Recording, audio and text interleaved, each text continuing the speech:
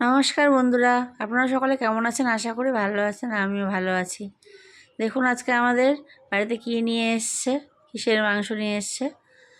এটা হচ্ছে ভেড়ার মাংস। ভাদ্র মাসে শনিবার না হলে মঙ্গলবার যে কোনো একদিন আমরা এই মাংসটা খাই, মানে এই মাংসটা খাওয়া বলে ভালো। তাই আজকে আমি ভেড়ার মাংস রান্না করব আর আপনাদের সবার সঙ্গে শেয়ার করে নেব। তাই চলুন আমি রান্নাটা এখন করব। কি কি লাগবে তার জন্য জোগাড় করে নিই। এই মাংসটা আমি ঠিক মতন বেছে নেব। লোম টোম থাকলে সেগুলো আমি এখন পরিষ্কার করে মাংসটা রেডি করে নেব। আমি পেঁয়াজ রসুনগুলো কেটে নিই। এই আমি পেঁয়াজ আদা রসুন সব কেটে নিয়েছি। জিরে আদা রসুনটা পেস্ট করে নেব, বেটে নেব। আর এদিকে আলুও নিয়ে নিয়েছি। এখন বাটা আমার হয়ে গেল। আদা জিরে আর রসুনটা আমি একসঙ্গে বেটেছি।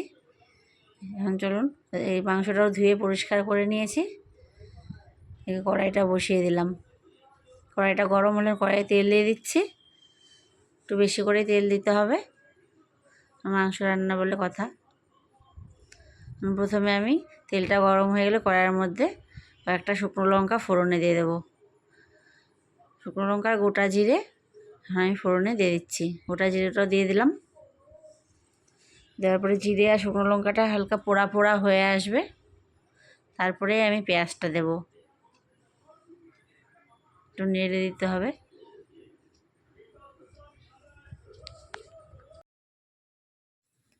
দেখুন ভাজা হয়ে গেছে। এখন আমি আস্তে আস্তে পেঁয়াজগুলো দিয়ে দিচ্ছি।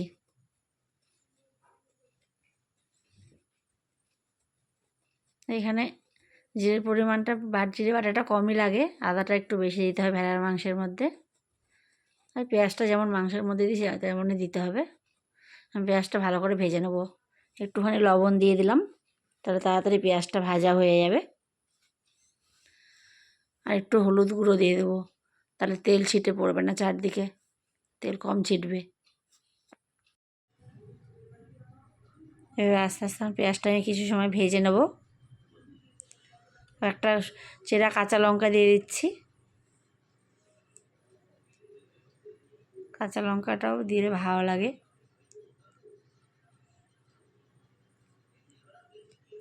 পেঁয়াজ ভাজার সময় কাঁচা লঙ্কা দিলে কি মাংসের মধ্যে একদম গলে হারিয়ে যায়, বোঝা যায় না আর। এখন একটুখানি চিনি দিয়ে দেবো। চিনি দিলে মাংসের কালারটা খুব সুন্দর আসে, তাই একটুখানি চিনি দিয়ে দিলাম। দেখুন পেঁয়াজটা আমার ভাজা হয়ে আসতেছে, আর একটু হবে, হয়ে গেছে। এখন আমি আস্তে আস্তে বাটা মশলাগুলো দিয়ে দেবো। জিরে আদা রসুনটা পেস্ট করে রেখেছিলাম একসঙ্গে, ওটা পুরোটাই দিয়ে দিলাম।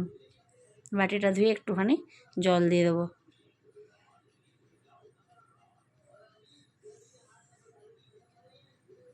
আস্তে আস্তে ভালো করে নেড়ে নেড়ে এখন মশলাটা কষিয়ে নিতে হবে। এখন পরিমাণ মতো হলুদ গুঁড়ো দিয়ে দিচ্ছি। হলুদ গুঁড়ো দিয়ে দিলাম। একটু শুকনো লঙ্কা গুঁড়ো দিচ্ছি। আমরা ভেড়ার মাংসের মধ্যে একটু ঝাল ঝাল হলে ভালো লাগবে, কালারিংটা ভালোই লাগে। এটা ভালো করে মশলাটা আমি কষিয়ে নেবো। একটুখানি হালকা একটু নেড়ে চেড়ে কষিয়ে নেব, বেশি সময় না। একটু জল দিয়ে দিলাম, লেগে যাচ্ছে। আর কয়েকটা তেজপাতা দিয়ে দিচ্ছি। দেখুন হালকা তেল তেল ছেড়ে দিয়েছে, মশলাটা প্রায় কষানো ভাজা হয়ে গেছে। এখন মাংসগুলো দিয়ে দিলাম।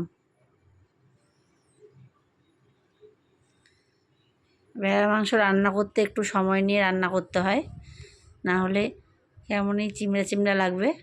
ওই জন্য একটু সেদ্ধর সময় বেশি পরিমাণে জল দিতে হয়, আবার ঝোলের সময় একটু বেশি পরিমাণে জল দিয়ে আবার কমিয়ে দিতে হয়। একটু সময় নিয়ে এই মাংসটা রান্না করতে হবে।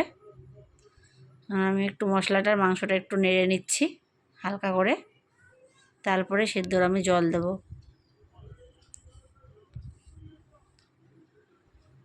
এই মাংসটাতে চর্বি খুবই কম থাকে, সেদ্ধর জন্য আমি জল দিয়ে দিলাম।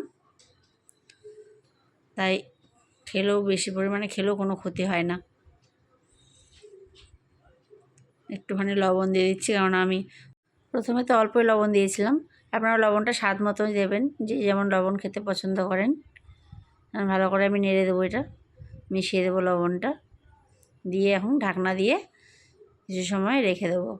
এভাবে ঢাকনা দিয়ে দিয়ে দিয়ে মাংসটা কষাতে হবে, তাহলে সেদ্ধও ভালো হবে, খেতেও ভালো লাগবে। দেখুন আমি একটু সময় কেটে কিন্তু দেখালাম, নাহলে ভিডিওটা অনেক বড় হয়ে যাবে ভিডিওটা।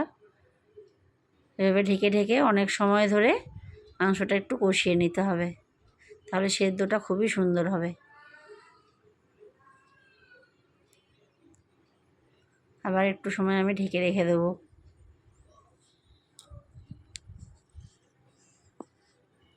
কিছু সময় পর চলুন ঢাকনা খুলে দেখি। দেখুন তেল একদম উপরে ভেসে উঠে গেছে, মাংসটা প্রায় হয়েই আসতেছে। জলটা শুকোলেই কষানো আমার কমপ্লিট হয়ে যাবে।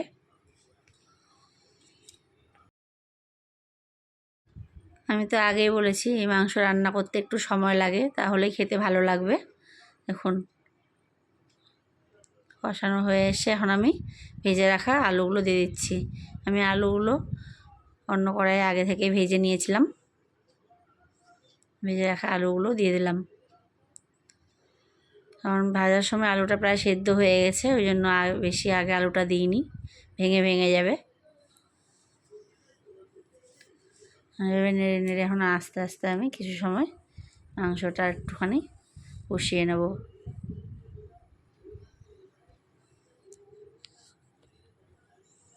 এখন সাইড দিয়ে তেল ছেড়ে দিচ্ছে।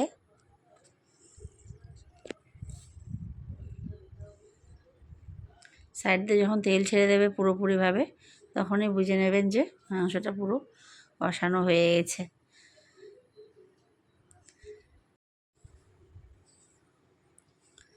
সাইড দিয়ে আস্তে খুন্তি দিয়ে এগুলো ছাড়িয়ে দিচ্ছি। দেখুন তেলটা ছাড়তেছে।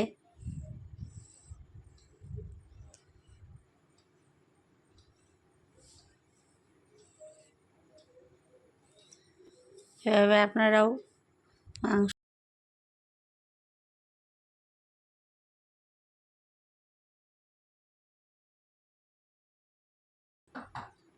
দেখুন তেল ছেড়ে দিচ্ছে সাইড দিয়ে।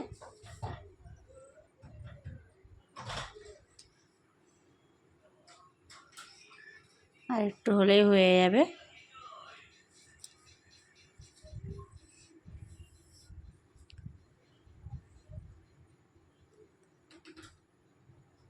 হয়ে গেছে, কালার চেঞ্জ একদম। ঝোলের জন্য এখন জল দিয়ে দিলাম।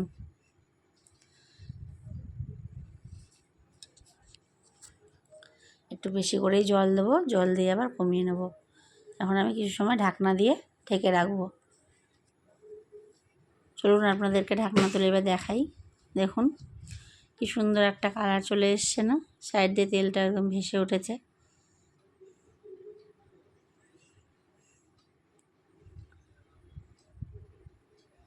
হ্যালো বন্ধুরা, আপনাদের আমার এই রান্নাটা কেমন লাগলো কমেন্টে জানাবেন। এই আমি একটুখানি গরম মশলা গুঁড়ো দিয়ে দিচ্ছি। লাইক এবং শেয়ার করতে ভুলবেন না। আর আমার রান্নাঘরে যারা নতুন তারা সাবস্ক্রাইব করে দেবেন, যাতে সবার আগে আমার রান্নাটা আপনার কাছেও পৌঁছে যায়। এবং আপনারা যদি আমাকে সাবস্ক্রাইব করেন এবং লাইক কমেন্ট শেয়ার করেন, তাহলে আমিও একটু রান্না করতে আরও উৎসাহিত বোধ করব এবং আপনাদের সামনে আরও নতুন নতুন রান্না তুলে ধরতে পারবো। দেখুন কি সুন্দর একটা কালার চলে এসছে না। চলুন আপনাদেরকে আমি মাংসটা একটু ভেঙে দেখাচ্ছি যে কেমন সেদ্ধ হয়েছে। দেখুন কি সুন্দর। এই যে একটু দেখুন মাংসের পিসটা আমি একটু ভেঙে দেখাচ্ছি। দেখুন হাতা দিয়েই ভেঙে গেল কীভাবে, আর হাত দিয়ে তো কী অবস্থা হবে। কি সুন্দর সেদ্ধ হয়েছে, খেতেও খুব টেস্টি হবে এভাবে রান্না করলে। আপনাদেরকে বলছি না, আপনারাও রান্না করে খেয়ে দেখুন, তারপরেই আমাকে জানান। আশা করি খুবই ভালো হবে। তাহলে চলুন আজকের মতো নমস্কার। আবার একটা নতুন রান্না নিয়ে আপনাদের সামনে আমি তুলে ধরবো।